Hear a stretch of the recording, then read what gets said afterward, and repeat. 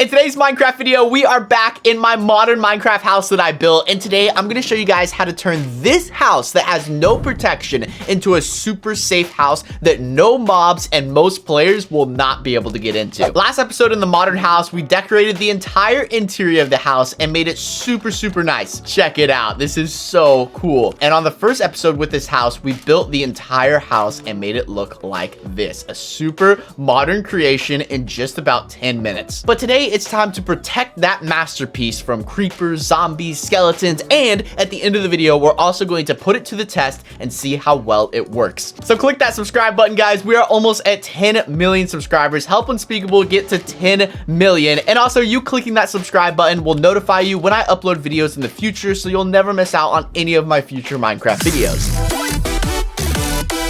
Feel free to follow along with me, guys, and take some of my building ideas and incorporate them into your own Minecraft house. First thing we're going to do to protect this Minecraft house is to build a wall. That's probably the easiest way to protect your house from pretty much every single Minecraft mob except phantoms. Now, I'm picking cobblestone to build this wall just because it's an easy material, but if you have the ability to use obsidian, I mean, be my guest, go ahead and use obsidian. It's going to make your place look like a fortress. We're even going to build it around the pool here and give us a little bit more backyard room, because remember, once you put this wall up, you're pretty much limited to what you can build within the walls, unless you take down the entire wall and rebuild it, but that's kind of a pain. Might as well get it done right the first time. And if you also think about it, this isn't really going to make the house ugly, because if you think about all houses in real life, all houses have fences around them. Maybe not the front yard, but the backyard pretty much always has a fence, so you're fenced in away from your neighbors. So if anything, this is a nice thing to add to your house that will make it look nice as well. I personally would recommend going up about 3 blocks, but you could go up as high as you want. You can go 15 blocks, 20 blocks. I mean, heck, you can even go all the way to the world height limit if you wanted to. And our wall is done. Now, to make it look a little bit better and also prevent spiders from climbing it faster, we're gonna do cobwebs on the outside. This also looks really cool. It's kind of like there's like barbed wire on the fence. It's like, don't mess with me. Don't mess with my house. Don't touch my property. Let's go ahead and place down all this barbed wire. There we go. We got all our barbed wire on the wall. Now, one more thing is we need to make the entrance right here. So I'm gonna go ahead and close this up a little bit more, and then I'm gonna go ahead and make the ground cobblestone as well. And I'm gonna use an iron door, and I'm gonna use a button. Guys, do not use a pressure plate, because if any zombie or creeper walks up to your door, they're just gonna walk right through. So make sure you use a button on your door. Now, one more thing, this is very important. Now that your property is surrounded, you need to make sure that no mobs are gonna spawn within your property, which means your lighting needs to be very good.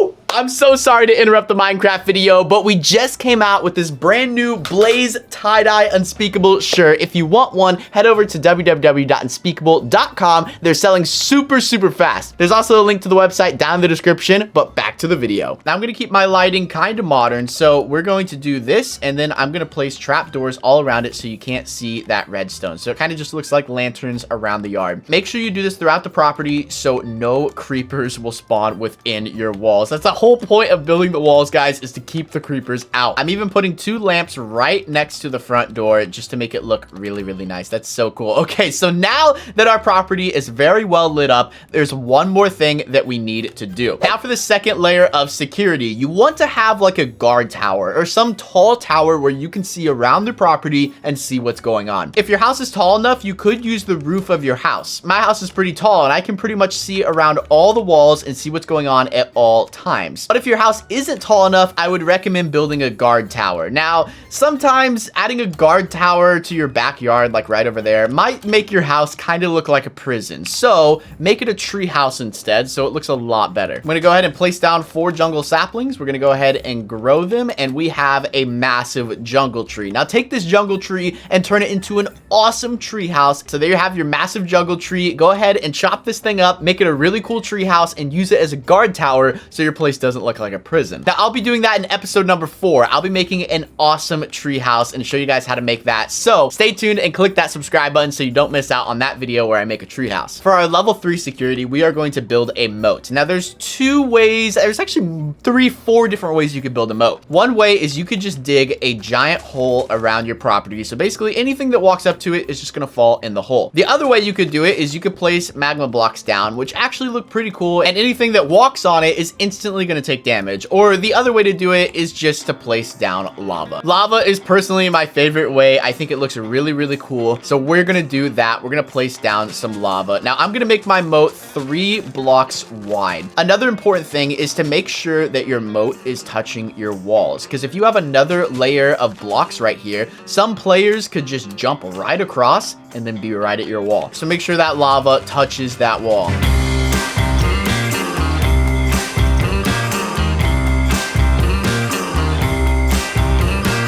There we go. That is our moat. Now, of course, you guys can make this moat as big as you want, as deep as you want. This is just an example. You can go, 20 blocks deep and have the lava all the way at the bottom, or you can go 20 blocks wide and have a massive moat. It's totally up to you. But this is just a little example of the moat that I'm going to build. Just 3 blocks, and I'm going to put the lava right at the surface, so it's not very easy for people to just crawl right across.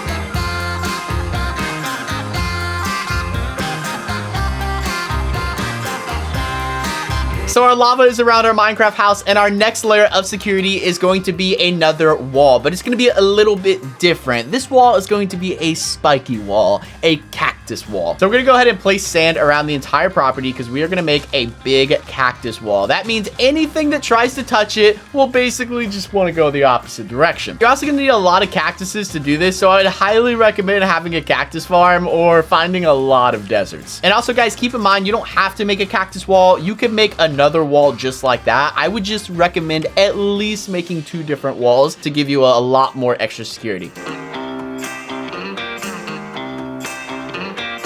Now that we've got the sand around the house, it's time to start placing our cacti. Now, the cool thing about a cactus wall is it's actually 2 layers because you can't place cactuses next to each other, which means you have a doubled layer wall. Now, feel free to make these cactuses as tall as you want. I'm going to make these 3 blocks. You can make them 20 if you want to. There is no way mobs are getting through this. No way.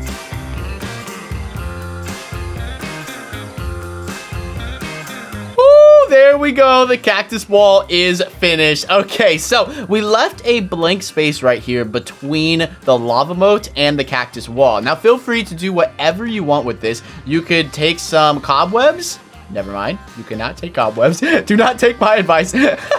You could take cobwebs. They would just have to be 1 block down, just like that. Never mind. They melt the cobwebs. Okay, maybe you could do some magma blocks all the way around. I think that would look really good as well. But I think it's time to put this house to the test. We're going to spawn some villagers in the middle of the house, and I'm going to spawn thousands of zombies around the house, and I'm not going to touch any of them. I'm going to see if they can make it inside the house. Spawning in our villagers. I'm going to spawn them all around the house here. There we go. We got tons of villagers in here. Now it's time to spawn hundreds and hundreds of zombies. Let's see if they can make it inside the Minecraft house. I'm just gonna keep going, guys, around the entire property. We gotta make sure this thing is 360 proof. There we go. And go around this other side just like that. Okay, look at that. We got some zombies that are trying to attack the house, but as you can see, they can't even make it through the cactus wall. Just like that, they are dying instantly. I mean, there's no way they're gonna make it through the cactus, let alone the lava, and then somehow climb a cobblestone wall. It's just not gonna happen. As you can see, the villagers aren't even stressed out. They know they're in a safe place. We just have zombies dying left and right. Okay, so if zombies can't make it through, then that means creepers definitely can't make it through, and skeletons definitely cannot make it through because they cannot jump over these walls. I mean, it's physically impossible, but can spiders make it through? I'm gonna go ahead and spawn a ton of spiders and a ton of cave spiders. Let's see if they can make it through the base. Okay, I'm gonna put myself in survival mode, so hopefully they'll start coming to me. Here we go. Okay, we got 1 spider that has made it. Oh, nope, they're all catching on fire. They're trying to jump the wall, guys. I'm in survival mode. Not a single spider has touched me yet. There we go, and boom, he's down. I haven't even hit any of them yet. Look, they're trying to jump. They just make it right into the lava. That's why I recommend making your lava moat at least 3 blocks, because if it was 2 blocks, then they would definitely be able to jump from the cactus wall into your house. I would say that this house is definitely spider proof. It looks like this house has passed the test. Obviously, phantoms, well, unless we're gonna make our house a giant dome, we pretty much can't avoid phantoms. And your friends could probably still get into this house, especially if they have an ender pearl or if they want to bridge over. But that's why the watchtower is important, or being able to get on the roof of your house so you can constantly monitor that and make sure that no one gets in your Minecraft base. But guys, that's gonna do it for this video. Hopefully you guys have enjoyed. I would love to make a part 2 to this where I make even more advanced security with redstone and command blocks and go a little bit more in depth on how to make your house super safe. But this right here is just the basics, and it's pretty much gonna protect your house from every Minecraft mob except for the wither and phantoms. Oh, and don't forget, definitely put lighting on your roof, because as you can see, there's a skeleton here. I may have forgot to put lighting on the roof, so make sure you guys do that. It's very important. Thank you guys so much for watching. Till then, I'll see you guys next time. Peace. Not a single spider has touched me yet. Don't mess with me. Don't mess with my house. Don't touch my property.